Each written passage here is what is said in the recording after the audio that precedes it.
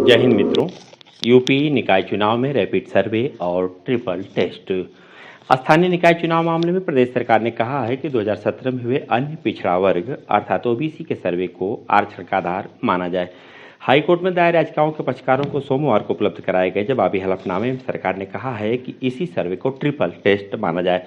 शहरी विकास विभाग के सचिव रंजन कुमार ने हलफनामे में कहा है कि ट्रांसजेंडर्स को चुनाव में आरक्षण नहीं दिया जा सकता।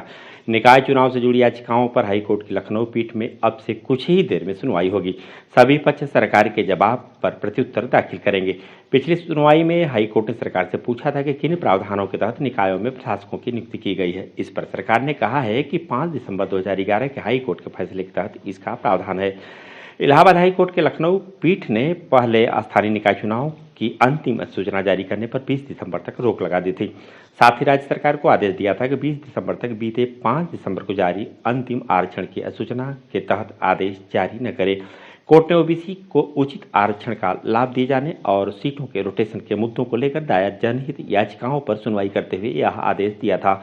न्यायमूर्ति देवेंद्र कुमार उपाध्याय और न्यायमूर्ति सौरभ श्रीवास्तव की खंडपीठ ने यह आदेश रायबरेली निवासी सामाजिक कार्यकर्ता वैभव पांडे और अन्य की जनहित याचिकाओं पर दिया था। याचिका में ओबीसी आरक्षण और सीटों के रोटेशन का मुद्दा उठाया।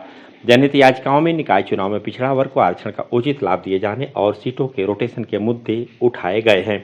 याचिकाओं में कहा गया है कि सुप्रीम कोर्ट के फैसले के तहत जब तक राज्य सरकार तिहरे परीक्षण की औपचारिकता पूरी नहीं करती तब तक ओबीसी को कोई आरक्षण नहीं दिया जा सकता। राज्य सरकार ने ऐसा कोई परीक्षण नहीं किया। यह भी दलील दी गई है कि यह औपचारिकता पूरी किए बगैर सरकार ने गत 5 दिसंबर को अंतिम आरक्षण की सूचना के तहत ड्राफ्ट आदेश जारी कर दिया। इससे यह साफ है कि राज्य सरकार ओबीसी के आरक्षण को देने जा रही है। साथ ही सीटों का रोटेशन भी नियमानुसार किए जाने की गुजारिश की गई है। याची ने इन कमियों को दूर करने के बाद ही चुनाव की सूचना जारी करने का आग्रह किया।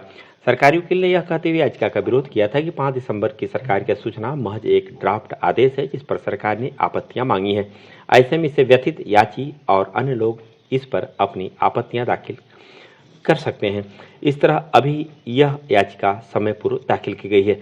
ऐसे होता है रैपिड सर्वे। रैपिड सर्वे में जिला प्रशासन की देखरेख में नगर निकायों द्वारा वार्डवार ओबीसी वर्ग की गिनती कराई जाती है। इसके आधार पर ही ओबीसी की सीटों का निर्धारण करते हुए इनके आरक्षण का प्रस्ताव तैयार कर शासन को भेजा जाता है। Triple test. नगर निकाय चुनाव में ओबीसी का आरक्षण निर्धारित करने से पहले एक आयोग का गठन किया जाएगा जो निकायों में पिछड़ेपन की प्रकृति का आकलन करेगा। इसके बाद पिछड़ों के लिए सीटों का आरक्षण को प्रस्तावित करेगा।